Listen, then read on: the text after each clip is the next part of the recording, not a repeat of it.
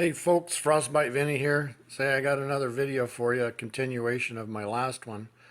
As you can see here we have my last route in red and the new route in yellow. Now this is a very long route in yellow. It's about 190 miles, so I had to break it up into this smaller section.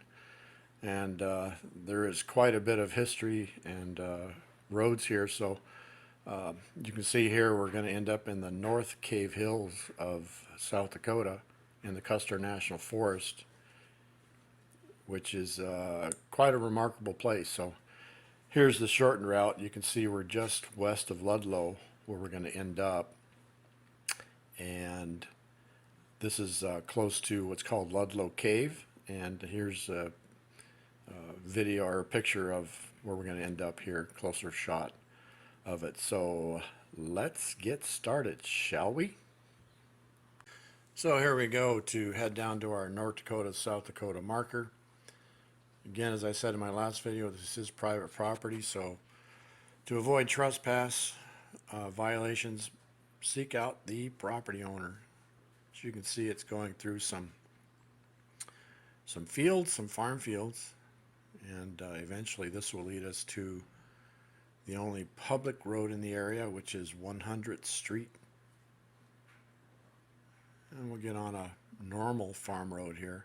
My understanding is there's not an issue with getting the property owner's permission to pass, because there's a few people that seek out this North Dakota, South Dakota marker like me.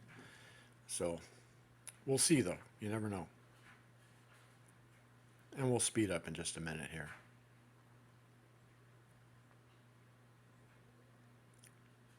Still approaching 100th Street. Here we go, speeding up. Still going through the fields, remote fields.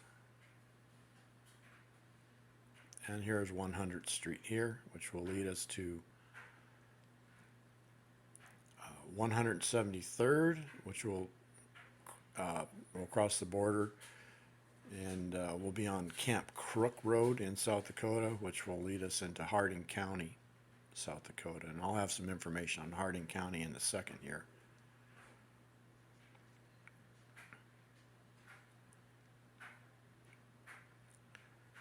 Here's 173rd, which again I said leads to Camp Crook Road. And this will we'll cross the border up here in just a second. There's a bridge that we got to cross. This right here, this is Box Elder Creek. This is the bridge across the border of the North Dakota, South Dakota borderline. Here is Harding County, South Dakota, population 1,311. There are 2 cities, Buffalo and Camp Crook, and there's 1 gas station in the entire county in Buffalo. That is it. And the only road leading into Buffalo through here is Camp Crook Road. It's tar, and that's, as you can see, that's the only option you have. There are no other roads going north, south, east, west, nothing. This is it. It's tar, so had to get off dirt. This is about 10 miles long to our next available dirt road, which would be County Road 988, which we'll see in a minute here. And I'll show some map details of that as well.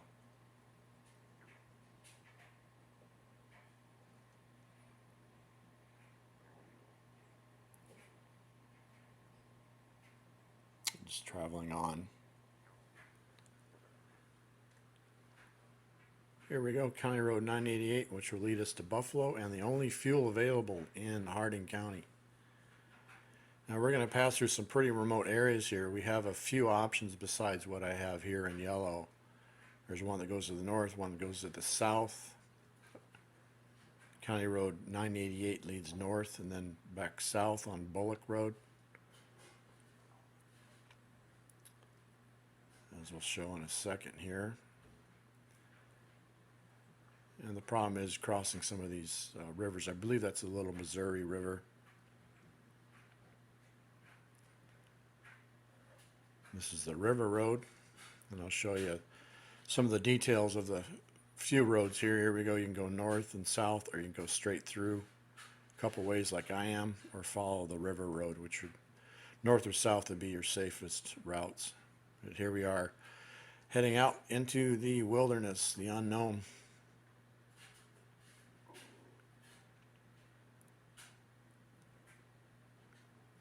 And this will lead us to Clayton Road, Bullock and Clayton Road, which will lead us into Buffalo. Now, there's a ton of history on Buffalo that I'm going to cover. And I'm going to try and make it as quick and short as possible because I don't want this video to go too long. As you can see, there's some water crossings here, possibly. Here we are on Clayton Road, which will lead us into Buffalo, South Dakota. And I'll start covering some of the details on Buffalo, the history. The first historical fact about Buffalo I'd like to cover is a horse named Tipperary. Tipperary, I think I'm pronouncing that right, was going to be chosen as a cavalry horse for the Army in World War I. But Tipperary was found to be impossible to ride, so was not chosen as a cavalry horse. Instead, he was put into rodeo, and he was very famous because he bucked off 80 riders with the exception of one, this gentleman here named Enos Edward Knut, also known as Yakima Knut from Yakima, Washington. He was the only one that successfully rode Tipperary twice. And there is a monument to Tipperary, the horse, in a park in Buffalo. Now, the next historical item I'd like to discuss around Buffalo was the 5th most complete T-Rex skeleton found in the world. Just outside of Buffalo in 1987, excavated in 1992. They named this T-Rex Stan, and it was sold at auction, at Christie's auction, for a record $31.8 million at the height of the corporate Wuhan virus epidemic, pandemic, whatever you want to call it, on October 6, 2020. And Stan is on display somewhere in the Middle East in a museum. Here we are in Buffalo, South Dakota, population 346, established in 1949, and it is the county seat of Harding County. One person that needs to be mentioned here is William Ludlow, General William Ludlow. And he did write a book called The Reconnaissance of the Black Hills. And one note that he needs to be mentioned is he was General George Custer's, one of General George Custer's pallbearers, which is kind of interesting. There's one lesson in life that you can practice. Never, never, never get your historical facts from movies. Now, General Ludlow was actually depicted in a movie called Legends of the Fall, starring Anthony Hopkins, Brad Pitt, and don't remember the other guy's names. Anyways, in the movie, Ludlow had 3 sons, Alfred, Tristan, and Samuel, and Samuel actually died in World War I. In real life, Ludlow had no sons, and he had one daughter only, Genevieve, I don't know how to pronounce the name.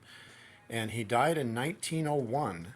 The movie actually takes place during World War I era, and one of his sons, Samuel, was actually killed in World War I in the movie, which is not true. It's a total, they take a lot of liberties in this movie depicting Colonel Ludlow / General Ludlow. So again, lesson from life, never, never, never get your historical facts from a movie. Here we are approaching the South Cave Hills region of the Custer National Forest. A little history on the Custer National Forest area. Originally it was 8 separate forest regions, as you can see here denoted in green, all these green areas. And it was consolidated under the authority of President Theodore Roosevelt, the 26th President of the United States, with his forest supervisor, Seth Bullock. And they named these consolidated regions the Sioux National Forest, and this was later changed to the Custer National Forest.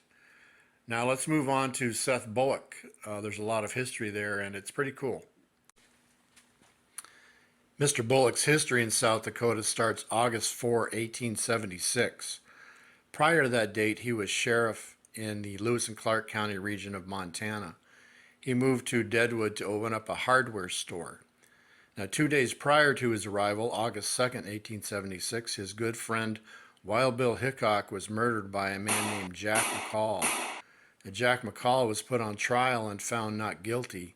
This created somewhat of an outrage in Deadwood, and then Governor Pennington appointed Mr. Bullock as sheriff of Deadwood because of his prior experience as sheriff in Montana.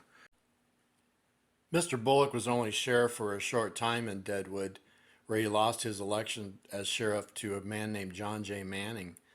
Now, from 1877 to 1905, Mr. Bullock ran various businesses, a hotel, hardware store, other things. Then in 1905, then 26th President Theodore Roosevelt appointed him as U.S. Marshal over the Dakota Territories. And then in 1909, 27th President William Howard Taft appointed him again as U.S. Marshal over the Dakota Territories. Mr. Bullock died September 1919 and is now buried in the Deadwood Cemetery on Mount Moriah, in the same cemetery as Wild Bill Hickok and Calamity Jane. I have visited both of these grave sites, and it's pretty cool to see they're still there. Go check them out if you're in Deadwood. All right, that's Mr. Bullock's history. Our history lesson is now over. Now we're going to zip along on South Cave Hills Road, approaching the South Cave Hills region of the Custer National Forest, and we're going to head off onto this National Forest Road through the park. As you can see here, here's my route, and there's not a lot of features here. I mean, it's pretty and all, but not compared to the North Cave Hills region of Custer National Forest. And this trail here that we're following along on does end at some point, and it does cross over into some private property. So trespass may be an issue or not. Fencing may be an issue. Not sure till I get on the ground. But you can see it's fairly nice here and scenic. But we're going to just pass through here and taking the sights, and that's it. Now we're approaching here. We're going to exit the park right about here, and we are going to be on some private property, so we'll have to find a way out. And the road, I believe, if I recall, it's called the Brown Johnson Road, which is also still the South Cave Hills Road, which will lead us into the North Cave Hills region of Custer National Forest. This is the South Cave Hills Road again, which will lead us into, again, like I said, the North Cave Hills region. Now, the South Cave Hills Road leading into the North Cave Hills region of Custer National Forest, it's about a 5-mile long road leading into the North Cave Hills region. We're going to follow the South Cave Hills Road all the way through, and we will be entering into the park and meandering through on the road, and we will get to a campground called Picnic Springs Campground, and I'll talk about that a little bit when we get there. We aren't going to deviate at all from the South Cave Hills Road. We're just going to stay on it through the national park. And we're going to get on it right about here and enter the park. And this road is going to go to, like I said, the picnic grounds. It's going to exit the park on the north side, go around the northeast side of the park, and then re-enter into the central east side part of the what do you call it? Ding dong dang it. The park. Anyways, we're going to be approaching the campground in a minute here. Just enjoy the view till we get there. 2,000 years later.